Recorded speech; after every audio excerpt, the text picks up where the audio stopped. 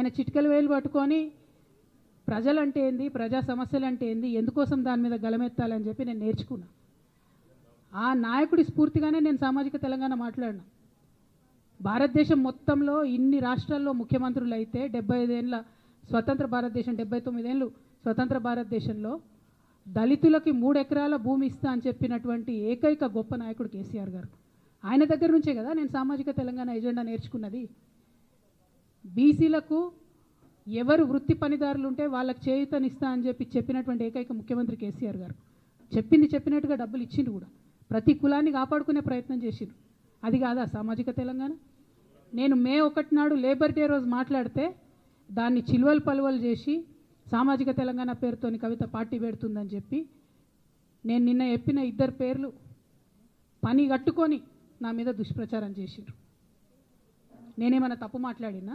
BRS party వ్యతిరేకమా సామాజిక Telangana నినాదానికి? BRS పార్టీకి సామాజిక తెలంగాణ అవసరం లేదా? భౌగోళిక తెలంగాణ వస్తే సరిపోతుందా? బంగారు తెలంగాణ కావాలని కేసీఆర్ గారు ఇచ్చిన నినాదమే కదా. బంగారు తెలంగాణ అంటే ఏంది?